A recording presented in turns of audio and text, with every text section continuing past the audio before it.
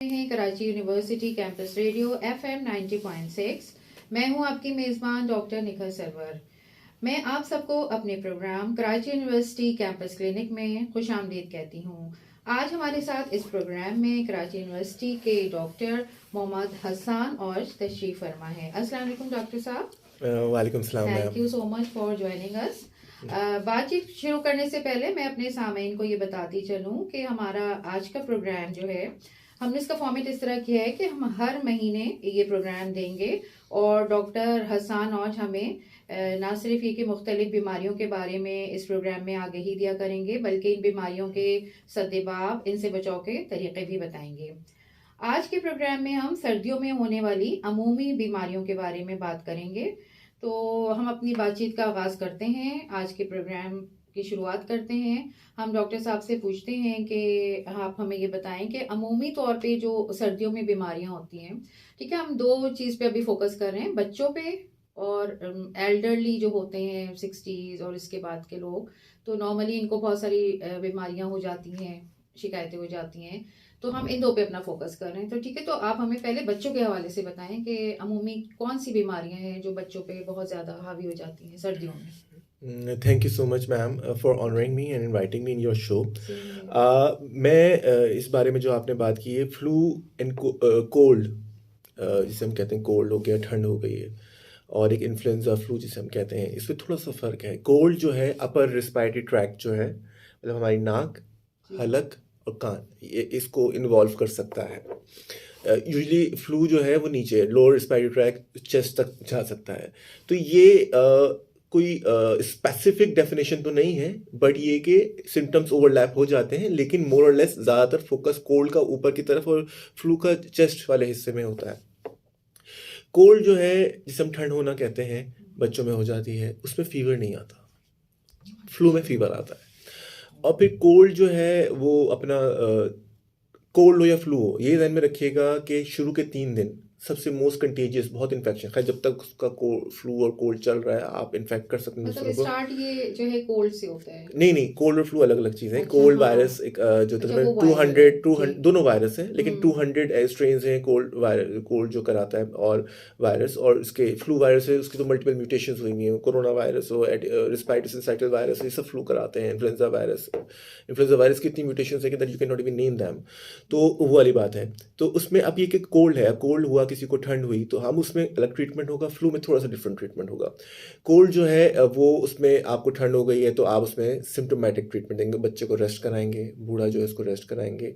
Dehydration नहीं होनी देनी है, पानी का इस्तेमाल, बच्चों में दूध का इस्तेमाल ज़्यादा कराना है, शहद आप दे सकते हैं ताकि लुब्रिकेशन रहे ये रिस्पायरेटरी एरियाज में, और जो है मतलब ये वो प्रिकॉशंस हैं जो हम घर पे लें, जो घर में हम ठीक है, ट्रीटमेंट कर सकते क्योंकि हैं। कहते हैं ना कि ये नज़ला जुकाम में लोग फौरन जाना भी नहीं चाहते हैं डॉक्टर से, 1-2 दिन देख रहे होते हैं, जी, तो वो सही है, मेरे देखना चाहिए। ख्याल में जी, बिल्कुल बिल्कुल बिल्कुल, आप घर में ही रखें उन्हें। आप स्कूल की छुट्टी फ़ौरन कराएं बच्चों की। अच्छा। एल्डरली या कोई जवान भी है तो उसको ऑफिस नहीं जाना चाहिए, क्योंकि वो शुरू के 2-3 दिन जब हल्का हल्का फ्लू होता है या हल्का हल्का कोल्ड होता है, वो उसी वक्त सबसे ज़्यादा ट्रांसफ़र कर रहा होता है दूसरों को, सबसे ज़्यादा। अच्छा, ये आपने बहुत अच्छी बात बताई, क्योंकि नॉर्मली हमें हमें ये कहा जा रहा होता है, हमने भी बचपन से ही सुना है कि नज़ला जुकाम ही तो है, कौन सा बुखार है तो वो भी जो पूरी छुट्टी करवा रहे क्लास हैं। को इन्फेक्ट कर देता है यही। और बच्चे, आपको एग्जैक्टली। पता है बच्चे भी नाजुक होते हैं, एल्डरली नाजुक होते हैं। और अच्छा हाँ, बच्चे बहुत लेकर भी आ रहे होते हैं, आई थिंक जी, मैंने देखा है एक बच्चा स्कूल बीमार से। होगा वो स्कूल में दूसरे बच्चे को लगाएगा, पड़ोस वाले डेस्क वाले बच्चे को, और फिर वो अपने घर जाएगा, वो अपने दादा नाना को लगाएगा, दादा नानी दादी नानी को एग्जैक्टली। लगाएगा, तो ये चीज़ होती तो है। मेरे ख्याल में इसकी इतनी अवेयरनेस नहीं है। जी बिल्कुल। अच्छा, ठीक है हमारे ना। स्कूल वाले भी इस पे फोकस नहीं करते कि भाई अगर टीचर बीमार है तो वो छुट्टी कर रहे हैं, नहीं आना है आपको। आप बर्डन बहुत बढ़ा देते हैं। 1 बिलियन एनुअल जो है फ्लू जो है लोगों को होता है, 1 बिलियन लोगों को। इमेजिन करें वर्ल्ड बिल्कुल। पॉपुलेशन कितनी बड़ी हैवी बर्डन है। उसमें सीवियरिटी बहुत कम होती है, इतना कॉमन हो चुका है, सीवियरिटी तो कम होती है, लेकिन आपकी लाइफस्टाइल, आपकी दवाइयों का बर्डन, अगर आप देखें हॉस्पिटलाइजेशन, ये सब चीज़ें बर्डन बना के बहुत इकोनॉमिक बर्डन हो जाता है। तो अगर आप एहतियात कर लेंगे तो बहुत अच्छा है। कोल्ड में मैं आपको ये बोलूँगा कि घर में ही रहें, वही पानी का इस्तेमाल, दूध का इस्तेमाल, अंडे की सफ़ेदी, ये अच्छा प्रोटीन डाइट होती है, वो दे दें आप। अ, एक और चीज़ है कि बच्चों के जैसे नाक बंद है तो नॉर्सलाइन नेज़ल ड्रॉप्स आते हैं नमक के पानी के, वो आप दे दें। नमक के पानी के गरारे अगर बच्चे तो नहीं कर सकते, लेकिन अगर आप उसको पानी को थोड़ा सा देना चाहें नीम गुनगुना करके, तो वो दे दें बस। बाकी कुछ करने की ज़रूरत नहीं, अपना टाइम लेगा वायरस और ठीक हो जाएगा। एंटीबायोटिक देने की कोई ज़रूरत नहीं है। किसी को हल्का-फुल्का जिस्म में दर्द हो रहा है, सर में दर्द हो रहा है, बच्चों को अगर क्रैंकी हो रहे हैं, बहुत इरिटेट हो रहे हैं, तो आप पैराडॉल दे दें बस, पैराडॉल ड्रॉप दे दें। अच्छा तो एसिटामाइनोफेन जिसे हम कहते हैं, एक्चुअली सॉल्ट ये है जी जैसे पैरासिटामॉल। पैनाडोल की आपने बात की, पैनाडोल की मैं थोड़ा सा मौजूद से हट रही हूँ। हम बहुत ज़्यादा मैंने देखा है कि रिवाज है, जैसे टॉफ़ी बिस्किट की तरह हर घर में खाई जा रही होती है पैनाडोल। जी, तो वो भी गलत है, मैं इस बारे में भी आगे जी बात करूँगा। हम्म, जब ये कोल्ड हो गया, अब फ्लू में भी यही सेम सेम चीज़ करनी है। हमें एक्चुअली ये देखना है कि आपने जैसे 2 लोगों की कैटेगराइज़ेशन अभी कर दी है कि भई जी बच्चों की और बच्चों बड़ों में की। और एल्डरली लेकिन जी बहुत सारे और लोग भी हैं, अगर ही जवान है लेकिन शुगर पेशेंट है, जवान है लेकिन आर्थराइटिस का पेशेंट है, जवान है लेकिन अस्थमा का पेशेंट है, जवान है लेकिन उसको मल्टीपल कोमॉर्बिड्स हैं। कोमॉर्बिड्स का मतलब मुख्तलिफ बीमारियां हैं जो जिसके लिए वो बीमार रहता है, जिसके उसको हम्म, छुट्टी करनी पड़ जाती है, चाहे वो एपिलेप्सी हो, मिर्गी हो, चाहे वो उसको ब्लड प्रेशर हो, चाहे उसका कोई भी बीमारी हो, और अल्सर की शिकायत हो, वो कोमॉर्बिड्स है। ये सब रिस्क फैक्टर्स हैं, मैं समझता हूँ कि जो कि इंसान की इम्यूनिटी कम कर रहे होते हैं, तो वो सब इन सब में आ जाएंगे। उसके अलावा जो लोग स्टेरॉइड्स यूज़ कर रहे होते हैं किसी भी कैपेसिटी में, वो रिस्क फैक्टर्स हैं। कीमोथेरेपी वाले लोग, ये जवान हैं, भले 40 साल के 50 साल के हैं, लेकिन they will be in the category. Vaccination करानी चाहिए बच्चों की भी, 6 महीने से ऊपर, और 5 साल तक के बच्चों की, और एल्डरली 60+, और इस तरह के जो पेशेंट्स हैं उनकी फ्लू वैक्सीन की हमें हर विंटर में करवा देनी चाहिए। अच्छा, हम कहते हैं हर साल क्यों वैक्सीन करवाएंगे, क्योंकि उसका इफेक्ट जो है 6 मंथ तक रहता है। तो क्योंकि वो उधर से मौसम चेंज हो रहा था, तो आपको अक्टूबर में एक बहुत ध्यान रखना है ख़ास तौर पे, अच्छा और एक फरवरी मार्च में बहुत ध्यान रखना है कि उस वक्त एक गर्मी स्प्रिंग आ रहा होता है, मौसम चेंज हो रहा होता है, तो हम बहुत इसमें एक दफ़ा अगर हो जाए तो बड़ा मुश्किल से जाता है। एक और चीज़ की तरफ मैं आपकी तवज्जो दिलाना चाहूँगा कि कफ़ सिरप्स बड़े आसानी से प्रिस्क्राइब कर दिए जाते हैं, भाई ये दे दो, ये कफ़ सिरप दे दो। कफ़ सिरप्स 6 साल से कम बच्चों के लिए एफडीए अप्रूव नहीं है। लेकिन छः मैंने तो देखा है कि ये शॉपकीपर्स आप दुकान में जाएं तो वो इवन डॉक्टर उस पे बनी दे रहे होते हैं। इस पे दवाइयों पे भी लिखा जी हुआ, उन पे कफ जी सिरप पे लिखा होता है कि हम्म, 6 साल से बच्चों का डोज ये है। अच्छा नहीं देना चाहिए। नहीं, हाँ जी, 6 महीने अच्छा से अच्छा 1 साल 2 साल के बच्चों का डोज ये है, ये उन्होंने लिखा हुआ होता है, लेकिन एफडीए अप्रूव नहीं होते हैं, क्योंकि ओके 6 साल से कम उम्र बच्चों के लिए कफ सिरप्स अलाउ नहीं है। अलाउ ही नहीं है। कोडीन वाले कफ सिरप्स, एंटीट्यूसिव्स जो होते हैं, वो कफ सप्रेसेंट्स होते हैं, वो रात में आप दे सकते हैं, थोड़ी सी बेहतरी आ जाती है। लेकिन जो है मोरलेस वो वायरल है, चाहे वो फ्लू वायरस है या चाहे वो कोल्ड है, वो अपना टाइम लेगा, पूरा करेगा, एंड वो खुद सबसाइड होगा। कोर्स ऑफ ड्यूरेशन ये होता है कि यूजुअली 5 to 7 डेज लग जाते हैं, कभी कभार 10 डेज भी लग जाते हैं, 14 और डेज मैंने देखा मैक्सिमम। है नॉर्मली ये प्रोलॉन्ग ही रहती है खांसी अगर हो जाए जी, तो। मैं ये बता दूं, खांसी के हाँ बारे में बड़ा अच्छा सवाल है। जी पोस्ट वायरल कफ जो होती है, ड्राई कफ, हम्म, खासतौर पे खुश्क खांसी जो होती है, वो अपना जी टाइम लेगी, भले वो 2 महीने ले, 3 महीने ले, उसका कोई इलाज करने की जरूरत नहीं इसमें है। सारे आ रहे हैं, बच्चे भी आ रहे हैं, बड़े जी भी आ जी रहे जी, हैं, सब आ रहे एल्डरली भी आ हैं जी, रहे हैं। बिल्कुल। ठीक है हम जब छींक करते हैं, मैं if I sneeze, hmm, droplets, 20,000 droplets, 40,000 droplets. अच्छा, वो ड्रॉपलेट्स गिरेंगे टेबल पे भी, मेरे हाथ पे भी, चेयर हम्म, पे भी, इस माइक पे भी, हर जगह। अब वो मैं कितना ही प्रोटेक्शन कर लूँ, वो होगा। अब वो कोई दूसरा उस पर हाथ लगाएगा और उस चीज़ से कुछ खा लेगा उसी हाथ से, तो सही है तो हम भी एक मतलब दूसरे को ट्रांसफ़र, जी स्प्रेड हो बिल्कुल। जाती है अच्छा, फिर हम ये देखें कि जो ट्रांसफ़र के मैकेनिज्म है, सिर्फ छींक नहीं होती है। हम जब बात कर रहे हैं तो मुंह से थूक निकला, या कोई ओरल सेक्रीशन है, या आंख से पानी आ रहा है, वो दे ऑल कैन कॉज।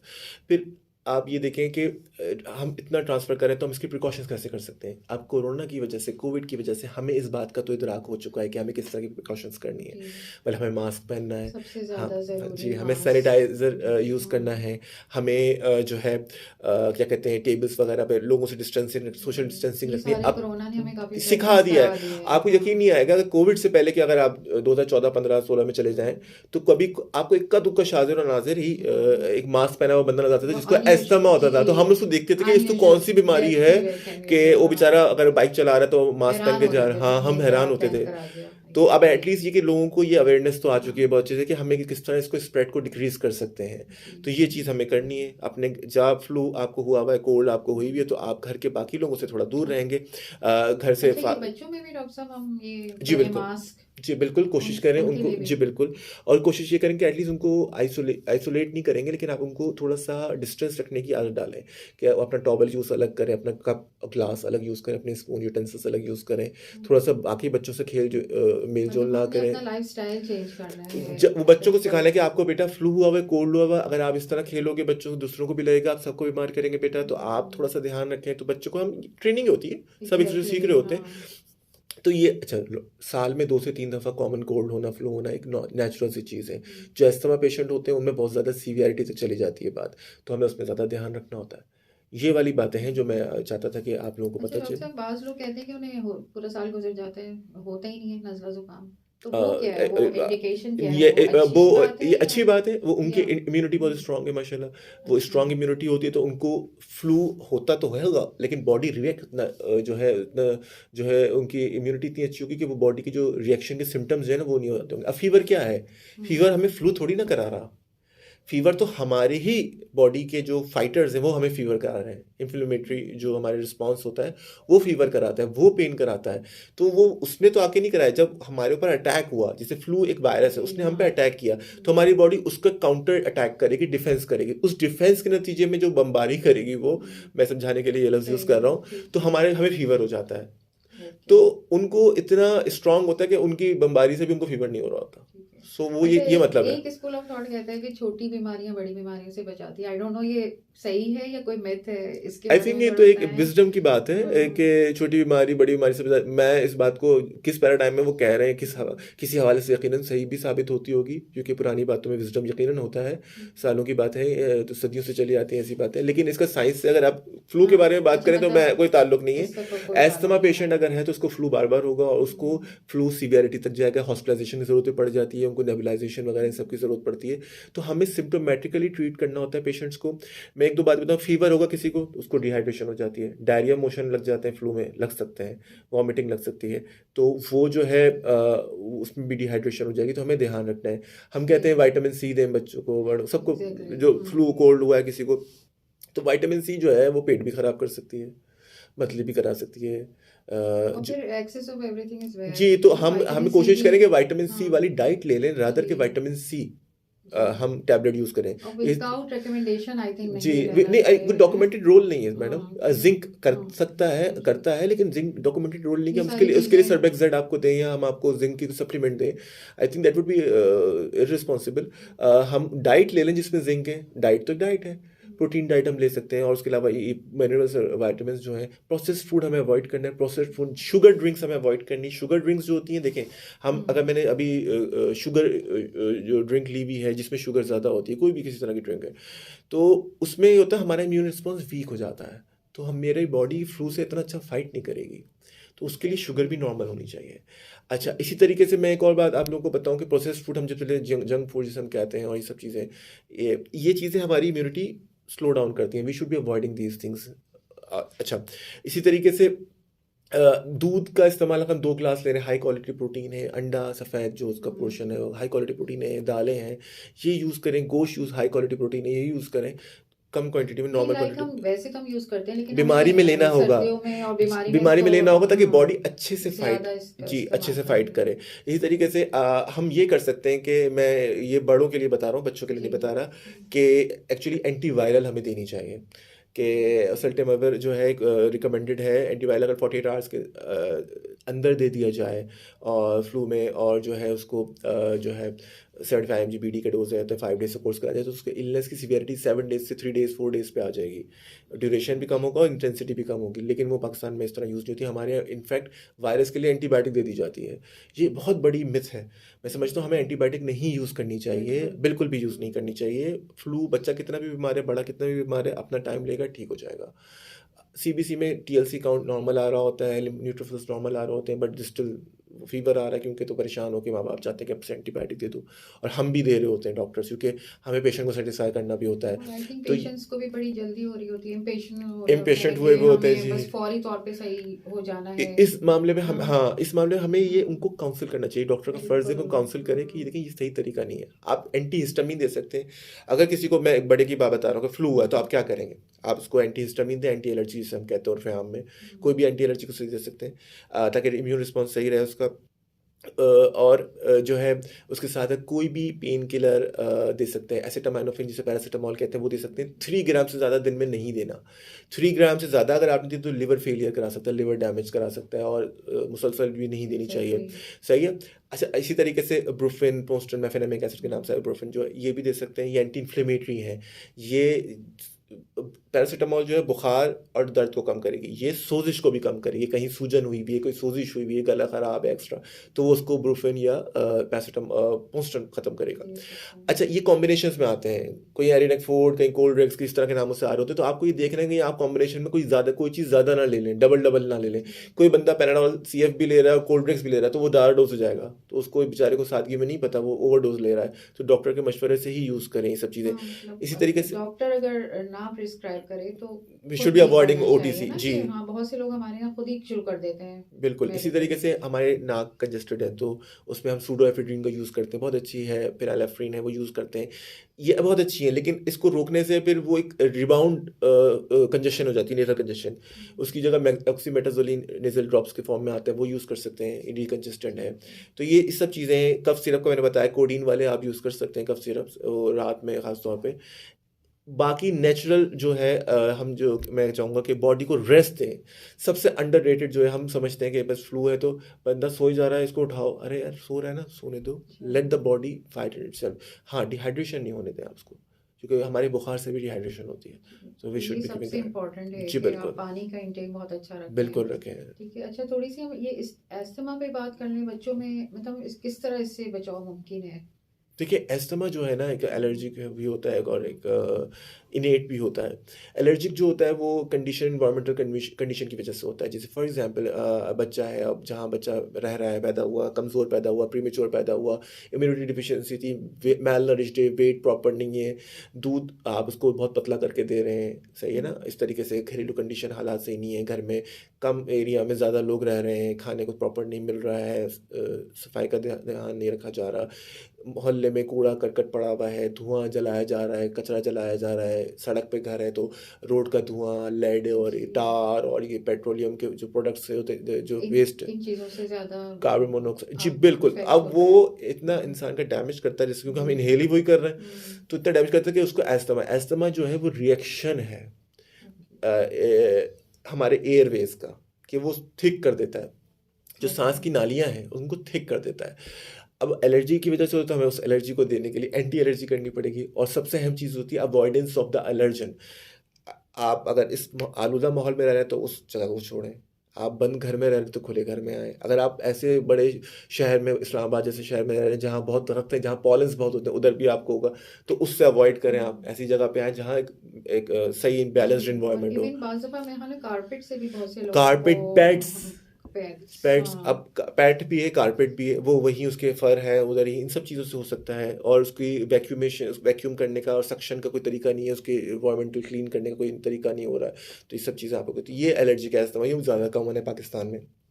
वैसे भी अस्थमा होता है, अगर फैमिली टेंडेंसी है, जेनेटिक फैक्टर्स भी हमारे अस्थमा करा देते हैं। अस्थमा ये होता है कि भाई इम्यून रिस्पॉन्स है एयरवेज का, जिसको हम मेंटेन रख सकते हैं परमानेंटली, ट्रीट यूजुअली होता नहीं है। हाँ, लोगों को सालों तक अटैक नहीं होते, लेकिन कभी भी कोई ऐसा वो फैक्टर मतलब आएगा, कभी भी ट्रिगर हो हो सकता सकता है है। जी बिल्कुल। वरना हमारे यहाँ जहन में ये है कि सर्दियों में ज़्यादा होते जी हैं बिल्कुल, सर्दियों में अस्थमा। हो जाता है जी, क्योंकि उनको फ्लू हो रहा होता है, तो फ्लू की हाँ, वजह से वो क्योंकि मैंने ट्रिगर ज़्यादा हो जाता ऐसे है। लोग भी देखे जो बाहर नहीं निकल रहे होते हैं रात के टाइम के, भाई अस्थमा, जी बिल्कुल, क्योंकि बिल्कुल, बिल्कुल, प्रिकॉशन वो यही ले बिल्कुल, रहे होते हैं कि बिल्कुल। बाहर ना अच्छा, और जाए। ये भी एक बड़ा ज़हन में आप रखिए कि फ्लू की वजह से ये बहुत, मैं बता रहा हूँ ना कि जो फ्लू है तो वो आपका एज़मा है, तो समझे कि ऑलरेडी एक बंदा इम्यूनो कॉम्प्रोमाइज़ था, आप फ्लू भी हो गया उससे, तो उसका फ्लू नॉर्मल फ्लू की तरह नहीं होगा, उसका रिस्पॉन्स ज़्यादा होगा, सीवियरिटी ज़्यादा होगी, लंबा चलेगा वो, ये फ़र्क होता है। तो हमें उन लोगों को ज़्यादा ध्यान रखना है अपना, क्योंकि दूसरा तो कोई ध्यान नहीं रखेगा उनका। ठीक है डॉक्टर साहब, बहुत आपने जो है हमें बहुत अच्छी इन्फॉर्मेशन दी। अब मेरे पास कुछ सवालात हैं, कुछ लोगों ने आपसे सवालात किए हैं, तो मैं जी चाहूँगी कि बिल्कुल। आप उसका मुझे थोड़ा सा जवाब बता दें। एक, जैसे न्यूबलाइजेशन कर रहे होते हैं हम लोग, ठीक है, तो अब बाज़ कोई ऐसे हैं जो अंडर प्रिविलेज हैं, नहीं है आपके पास अपैरेटस, तो वो हुँ। अपने तौर पे किस तरह करें? मतलब इस प्रोसेस को, या तो आपको पता है क्लिनिक ले जाएं, रोज़ाना जाना मुमकिन नहीं है, तो घर पे हम किस तरह इसके लिए कुछ कर सकते हैं? नेबुलाइजेशन ये एक्चुअली तरीका है कि हम हाई प्रेशर से वो मेडिसिन देते हैं जो सांस की नाली खोलती है, चाहे वो वेंटोलिन हो, चाहे वो एटम हो, चाहे वो क्लिनिल हो, क्लिनिकल स्टेरॉइड है, एटम जो है मस्करिनिक एगोनिस्ट है, वो जो है बीटा एगोनिस्ट है, मतलब किसी ने पूछा कि उनके पास मोबिलाइजेशन की वो जो मस्करिनिक apparatus एंटागोनिस्ट, नहीं सॉरी, है हाँ। तो वो क्या करें, तो उसके लिए हम किस तरह? यूजुअली हम उनको फिर कहेंगे कि अगर वो तरीका नहीं है उनके पास तो वो नॉर्मल स्टीम का मैनुअल यूज़ करें, स्टीम दें, स्टीम इनहेलेशन कराएं, सिंपल पानी की भी करा सकते हैं। जैसे चूल्हे पे जी आप वो बिल्कुल, बढ़ा आप दें जी डेगची बिल्कुल, चढ़ा के, या बिल्कुल, उसमें हाँ। कुछ आप डालें, जैसे बाज़ लोग कहते हैं कि विक्स डालना विक्स चाहिए, डालना तो हाँ, आई थिंक दैट इज़ नॉट नहीं, रिकमेंडेड बाय अच्छा, डॉक्टर्स। सिंपल हाँ जी बिल्कुल, पानी, आप हाँ बिल्कुल सिंपल पानी से आप वो करें। और जो है नेबुलाइजेशन जो है कभी कभार बहुत ज़रूरत होती है ऐसी सिचुएशन। देखिए ये डॉक्टर का काम है कि पेशेंट की सोशियोइकोनॉमिक कंडीशन को देखते हुए फैसला करे कि ट्रीटमेंट कैसे करना है। बिल्कुल, अगर मैं ये पेशेंट को एक स्टैंडर्ड ट्रीटमेंट बना के हर एक के लिए दूंगा तो that would B irresponsible of me, कि मुझे उसका पता होना चाहिए वो रहता कहाँ है, वो अफोर्ड कर सकता है नहीं, उसके घर में लॉजिस्टिक्स क्या है, कि आने जाने का मसला तो नहीं है। जब ऐसे मसाइल हैं तो हमें, और सिवियरिटी भी इतनी नहीं है, या अगर मीडियम भी है, मॉडरेट भी है, तो हमें उसको बताना है कि भले फिलहाल ये कर लें। अगर इस हद तक ये चीज़ होती है तो फिर तो आपको ये करना ही पड़े, कुछ भी करके करना। तो हमें उनको डेंजर साइंस भी बताने होंगे और हमें उनको ये भी बताना होगा कि अभी आप फिलहाल इससे काम चला सकते हैं और इससे भी बेहतरी आती है। ठीक है। अच्छा डॉक्टर साहब, कुछ लोग कहते हैं कि जो सफ़ेदे का एक दरख्त है हमारे यहाँ बड़ा अच्छा, सफ़ेदे के पत्ते डाल के उसमें उसकी स्टीम लेनी चाहिए। ये जी हाँ, बिल्कुल कहते हैं, और मैं एज अ क्योंकि हम डॉक्टर कराची यूनिवर्सिटी में रहते हैं, आपको पता है यहाँ पे बहुत ज़्यादा पाए भी बिल्कुल जाते हैं ये, बिल्कुल, तो मैं एज अ उसकी, डॉक्टर तो हाँ, इसको रिकमेंड नहीं कर सकता, because being medical practitioner we don't advise this. शायद अच्छा कोई सही हकीम है। इसको एडवाइस कर सके, या दैट वुड हाँ, बी बेटर। ठीक है। अच्छा एक सवाल ये है कि नाक बंद हो जाती है, अगर बार बार नाक बंद हो तो उसके लिए क्या करना यूजुअली चाहिए? नाक बंद होने का मैंने बताया कि इसको नमक के पानी से इसको वॉश किया करें। अगर नमक का पानी आप भर के सिरिंज में आप इसको पुश करेंगे, और वो इतना अच्छा एंटी इन्फ्लेमेटरी है नमक का पानी। अच्छा, हाँ जी, गरारे करें आप उसके। आप जो है, तो अल्लाह ताला ने हमें घर बैठे जी घर बड़ी बड़ी बैठे आप सारी उसके सहूलतें गरारे दी करें, हैं, गला की करके तो सोजिश, देखें। नाक की तो फौरन आपको पता चलेगा, क्योंकि बिल्कुल ही पतली सी लाइनिंग होती है ना, आपको फौरन पता चल जाएगा। जिनके जैसे ये फ्लू वगैरह चल रहा है तो आप ह्यूमिडिफायर यूज़ करें, कमरे में ह्यूमिडिफायर हो जहाँ के जो कि इन्वायरमेंट उसकी वो रहे, प्रॉपर है, तो आपको नहीं होगी ये चीज़ें। ठीक है। अच्छा बाज़ दफ़ा जैसे गले में अचानक दर्द हो जाता है, रात का टाइम है, आप उठे हैं, क्या कर सकते हैं? इसके लिए भी वही मैं आप क्या गरारे का रिकमेंड बोलूँगा, करेंगे? लॉजेंजेस, कोई नहीं, लॉजेंजेस हाँ, रखा करें अपने पास। हम्म, लॉजेंजेस यूज़ कर लिया जिससे, ताकि उसकी वो इरिटेशन ख़त्म हो जाए। कोई एंटी एलर्जी रखी हुई एंटी हिस्टामिन तो वो खा लें, that would be ideal situation कि वो आप वो खा लें। ये मतलब दोनों के लिए, बच्चों के लिए भी है, जी बड़ों के लिए भी बच्चों के है, लिए एंटी हाँ, हिस्टामिन के सिरप्स आते हैं, वो दे सकते हैं, दे आर अप्रूव्ड। ठीक है। अच्छा ये बताएं, कुछ लोग कहते हैं कि बच्चों को जैसे भूख नहीं लगती है, मैं थोड़ा सा मौजू से हट रही हूँ, बच्चों को भूख नहीं लगती है, एक बहुत बड़ी प्रॉब्लम है, तो उसके लिए क्या करना चाहिए? अगर बच्चों को अम, भूख नहीं लग रही है तो हमें सबसे पहले हमारे पास जब पेरेंट्स आते हैं तो उनका ये मसला होता है कि बच्चों को भूख नहीं लग रही है तो हमें कोई दवाई दे दें। जी, दवाई से कब तक भूख लगवाएंगे कोई आप? विटामिन दे दें, जादू कर कब देंगे तक भूख विटामिन, लगवाएंगे आप? एग्जैक्टली, जो खाने का तरीका है ना, ये एक बिहेवियर है बिल्कुल इंसान का सही, जो कि ओवर द ईयर्स डेवलप होता है।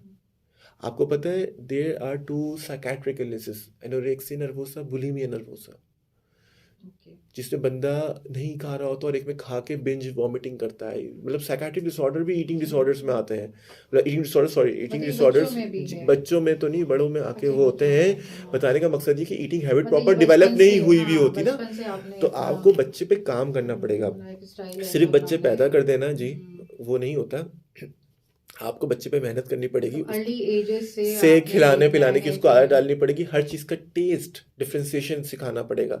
आप उसको खट्टा भी चटाएंगे, उसको मीठा भी चटाएंगे, उसको आप हर चीज़ बचपन से, आप उसको गोश्त भी मुंह में रखेंगे, उसके दाल भी मुंह में रखेंगे, नहीं खा रहा दोबारा रखेंगे, नहीं खा रहा फेंकेगा दोबारा रखेंगे।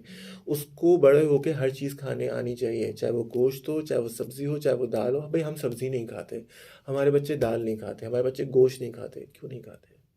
सब अल्लाह का रिज़्क है। आपको बच्चों की रीडिंग हैबिट आपको डेवलप करनी है।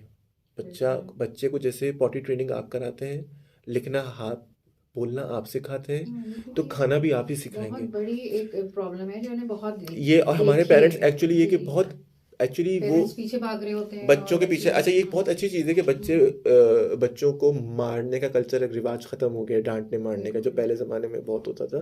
लेकिन डजन मीन कि आप अपने बच्चों के ताबे हो जाएं। देयर हैज़ टू बी अच्छा, हैव अ बैलेंस।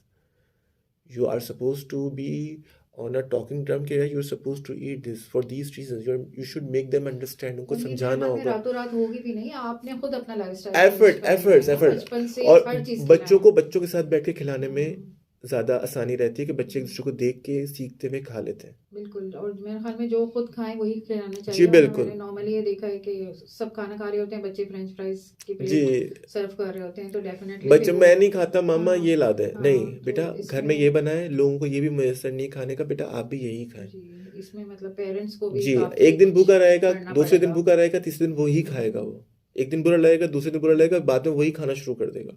स्पेशली ये जो जंक फूड्स होते जी हैं, ये बिल्कुल, चिप्स है, वी शुड बी इसमें डिस्करेजिंग देम। ये बिल्कुल एक हमारा वो बन गया ड्रिंक है, है, सॉफ्ट ड्रिंक जितनी भी हैं आपकी, जूसेस इवन ये डब्बे वाले। Artificial juices. अदर सोचते हैं बच्चे पेरेंट्स खुद जाके एक कल्चर के तौर पे कि जैसे मैं अपने बच्चे का बड़ा ख्याल रखता हूँ, सर मैं तो रोजाना इसको पाकुला मिल्क पिलाता हूँ, मैं तो रोजाना, अरे यार पाकुला मिल्क क्यों पिलाते हैं आप? एग्जैक्टली, आप कोई श्योर टाटा पैक नहीं है कर, मेरे जी ख्याल में बिल्कुल, वो आप डब्बे जो है हैं। आर्टिफिशियल फ्लेवर दे रहे हैं, किसी भी कंपनी का जूस दे रहे हैं, फ्रूटा वाइटल्स दे रहे हैं, आप उसको फ्रेश जूस घर पे निकाल के दें। आप माँ हैं, एग्जैक्टली, आप बिजी भी है, कोई बात नहीं, दुकान पे फ्रेश जूसेस मिल रहे होते हैं, बर्फ हटा के आपसे अपने सामने निकलवा के आपसे बच्चे को दें। Why not these? सही बात है। इसके लिए हमें खुद ही खड़े होना होगा और बहुत अवेयरनेस की जरूरत है, क्योंकि मैंने उससे देखा है आपकी अपनी कि ट्रेनिंग भी होगी। हाँ, स्कूल फिर भी कर रहे होते हैं, मैंने बाज़ स्कूल ऐसे देखे हैं जो अलाउ नहीं करते हैं जंक फूड, और ये बहुत अब अच्छी ये बात, थोड़ा सा अब जो है यह पॉजिटिव ट्रेंड अवेयरनेस है। फैल रही है, काफी स्कूलों में देखा है।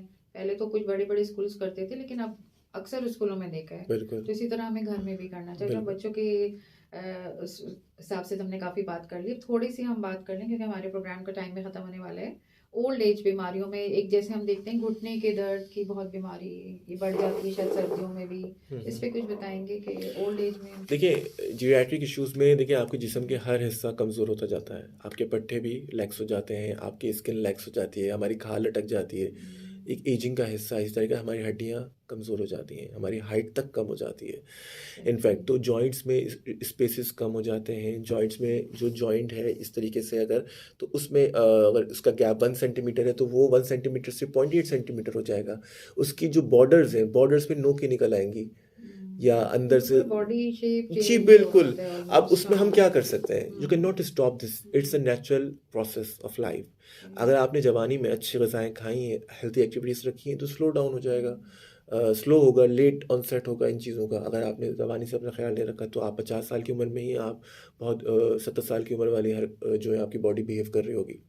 तो आपको क्या करना है कि अब सर्दियाँ आ रही हैं तो जोड़ों के दर्द के लिए आपको थोड़ा सप्लीमेंटेशन रखनी है विटामिन डी की, इसी तरीके से अपनी डाइट का थोड़ा ध्यान रखना है, अपनी वॉक का ध्यान रखना है ताकि आपके जिस्म में हरकत रहे, आपके मसल्स में हरकत रहे, आपकी ब्लड सर्कुलेशन मालिश करवा लें अपने बच्चों से या पोतों से और ग्रैंड चिल्ड्रन से कि भाई पैरों में सर्कुलेशन, ब्लड सर्कुलेशन सही रहे। दोनों जॉइंट्स जो नीज़ हैं उन पे आप नी सपोर्ट पहन सकते हैं नमाज के दौरान ख़ास तौर पे। अगर तकलीफ ज़्यादा है डॉक्टर के मशवरे से, अगर बैठ के नमाज़ पढ़नी तो बैठ के पढ़े ताकि बार बार बिला वजह नेसेसरी मूवमेंट्स भी ना हो उन जगहों पे। तो इन सब चीज़ों का ध्यान, मसल रिलैक्सेंट्स यूज़ किए जा सकते हैं बहुत सारे, क्योंकि बहुत सारे शुगर पेशेंट्स भी होते हैं वो लोग और उनका नर्वस सिस्टम वैसे ही वीक डाउन हुआ हुआ होता है जी, तो उनको नर्वस सिस्टम को इन्हांस करने के लिए उसकी जो है नर्वस सिस्टम को जिसे कहना चाहिए तक़वियत देने के लिए आप कोई ऐसा जो है गैबापेंटिन ग्रुप की या प्री गैबलिन ग्रुप की कोई मेडिकेशन भी ऐड कर सकते हैं ताकि न्यूरोपैथी जो डेवलप हो रही है वो भी बेहतर हो जाए। तो ये सब चीज़ें आप कर सकते हैं। ठीक है, वो आपने एक बहुत अच्छी बात की, वॉक करें, वॉक और एक्सरसाइज, ठीक है, ये दो ज़रूरी चीज़ें हैं। जी आप क्या समझते हैं वॉक और एक्सरसाइज के बारे में? वॉक बताएंगे एंड कितनी हद एक्सरसाइज, तक करनी अगर चाहिए? पेशेंट का वजन ऐसा है कि वो वॉक कर सकता है, कोशिश करे थोड़ा थोड़ा ही चल ले, 5 मिनट ही चल ले, एक्सरसाइज जितनी कर सकता है जितनी उसकी पॉसिबिलिटी है। अगर आज थोड़ी सी कर रहा है, आज 10 डिग्रीज तक मूवमेंट कर पा रहा है तो फिर कल 20 डिग्री भी हो जाएगी। तो I think we should not be losing hope and I think they should not be letting it off कि भाई मैं नहीं कर सकता। बिस्तर से उठें, नॉर्मली उठना ही उठ पीपल हाँ ये समझ रहे होते हैं कि बिस्तर वो से नहीं उठ कर के सकते वॉशरूम हैं। जाने का ही काम कर लें तो ये भी बहुत है, टेबल पे बैठ के खाने का काम ही कर लें तो ये भी बहुत है, लॉन में जाके बैठने का या बालकनी में खड़े होने का काम ही कर लें तो वो भी बहुत है। और इसमें में हमें घर में जो अफराद रहते हैं उनको भी हेल्प करनी जी पड़ेगी, बिल्कुल, उनको क्योंकि मोटिवेट इस करना स्टेज पड़ेगा। पे आ जाते हैं कि वो खुद नहीं करना जी चाहते बिल्कुल हैं। जी, ठीक है, तो अच्छा है कि इस बहाने उनके घर में जो मसल्स को लोग रिलैक्स, उनके मसल्स को मसाज करें, उनको मालिश करें तो उससे उनको एक्टिविटी फील होगी क्योंकि दिल चाहेगा कि जिस्म में हरकत है, रवानी है ब्लड की। अच्छा, ये कहा जाता है कि ये धूप जो होती है ये इससे भी हमें विटामिन डी मिल रहा होता है, तो ये वैसे तो ये सभी लोगों के लिए ज़रूरी है, विटामिन डी लेकिन तो ये अर्ली इसके मॉर्निंग, बारे में थोड़ा सा अर्ली बता मॉर्निंग की दें। हाँ। धूप है या इवनिंग की जो धूप है, खासतौर पर अर्ली मॉर्निंग की, उसमें विटामिन डी की बॉडी में एक्टिवेशन हो जाती है। हम्म। तो उससे ये होता है कि विटामिन डी जो इनएक्टिव फॉर्म में होता है वो एक्टिव हो जाता है हमारी स्किन में, और हमें फिर जाहिर सी बात है उसके बहुत सारे फंक्शंस हैं बॉडी में, हमारे हर चीज़ में वो हमें ताकत प्रोवाइड करता है, हमें तो ये कमज़ोरी मतलब फील नहीं। हमें अपनी लाइफ में रखना चाहिए जी अर्ली बिल्कुल, अर्ली मॉर्निंग। मॉर्निंग अगर हम हाँ। सनलाइट ले रहे हैं, अगर उस दौरान हम हम्म। वॉक भी कर लें तो ideal situation, I think that would be the ideal thing for ideal any है पर्सन। फॉर एवरीवन, जी, बच्चों बड़ों सबको इसकी या आदत डालनी आई चाहिए। Wish it was possible in a city like Karachi, ए, कराची जैसे शहर में, अर्बन सिटी में मुमकिन नहीं हो पाएगा। ठीक है डॉक्टर हसन, बहुत शुक्रिया आपका, आपने बहुत अच्छी हमें बातें बताई बच्चों के हिसाब से, एल्डरली पीपल के, हमें अपनी जो है, मैं थोड़ा सा इसको सम अप कर दूं कि हर चीज़ों का ख्याल रखना चाहिए, डाइट का भी रखना चाहिए, एक्सरसाइज का भी रखना चाहिए, दवाइयाँ लेनी चाहिए लेकिन जितनी ज़रूरी है, और विदाउट प्रिस्क्रिप्शन नहीं लेनी चाहिए, ठीक है, जब बिल्कुल तक ये कि बिल्कुल, डॉक्टर आपको एंटीबायोटिक रिकमेंड को ना करे। अवॉइड करें, फ्लू में ख़ास हम्म। तौर पे एंटीबायोटिक अवॉइड करें, बहुत बहुत मिनिमल दवाइयाँ रखें फ्लू में, फ्लू अपना टाइम कोर्स लेता है और ठीक हो जाता है, लेट इट बी। और इसके लिए हमें जो है बहुत ज़्यादा परेशान होने की ज़रूरत नहीं है, बीमारियां आती हैं और चली भी जाती जी हैं। बिल्कुल बिल्कुल तो बिल्कुल। डेफिनेटली, तो इंशाल्लाह हम जो है इसके साथ ही अपने प्रोग्राम का अख्ताम करते हैं। बहुत सारी आपने हमें मालूमात दी, हम इंशाल्लाह ताला नेक्स्ट टाइम भी आपको थैंक यू सो मच। बुलाएंगे और हम एक नई किसी भी ऐसी बीमारी के बारे में आपसे बात करेंगे जो बच्चे बड़े और सबके हवाले से हो इसमें, ठीक है। तो अगर आप इसके अलावा कोई एक पैगाम देना चाहते हैं अपने सुनने वालों को। मैं बस ये पैगाम देना चाहूँगा कि जो प्रोसीजर्स हैं, जो वैक्सीनेशन का प्रोसीजर है विंटर में, ख़ासतौर पर अपने एल्डरली, अपने माँ बाप, अपने दादा दादी के लिए, जो बच्चे हैं छोटे ख़ासतौर पर उनके लिए, जो इम्यूनो कम्प्रोमाइज़ आपके बहन भाई हैं, स्पाउसेस हैं जो ख़्याल नहीं रखते अपनी सेहत का, उनके लिए ये हर हाल में मुमकिन बनाएं कि वो अपनी वैक्सीनेशन का शॉट लगवा लें हर विंटर में, हर मतलब विंटर में, अक्टूबर में। विंटर में जी ज़्यादा बिल्कुल होता है, बिल्कुल हाँ, बिल्कुल, और ये इन चीज़ों लगवाएं। का। ये अपनी ज़िम्मेदारी बनाएं कि आपके ख़ानदान के जितने भी बड़े हैं, बच्चे हैं और इम्यूनो कम्प्रोमाइज़ जो लोग हैं, डायबिटिक वगैरह, कीमोथेरेपी वाले लोग और इस तरीके से आर्थराइटिस के लोग, वो लोग ये शॉट ज़रूर लगवाएं। Okay doctor Hasan, thank you so much, जी बहुत अच्छा लगा आपसे बात करके। इस सामीन, इसके साथ ही हमारे आज के प्रोग्राम का वक्त ख़त्म हुआ। अपनी राय देने के लिए या आपको अगर डॉक्टर साहब से कोई क्वेश्चन करना हो तो हमारा जो है ईमेल एड्रेस नोट कर लें, कराची यूनिवर्सिटी FM90.6@gmail.com। ठीक है, आप अगर चाहेंगे कि कोई हम सवालात करें अपने नेक्स्ट प्रोग्राम में तो काइंडली हमें आप इस पे भेज सकते हैं। इसके साथ ही हमारे आज के प्रोग्राम का वक्त ख़त्म हुआ। अपनी मेज़बान डॉक्टर निखिल सरवर को इजाज़त दीजिए। अल्लाह हाफिज़।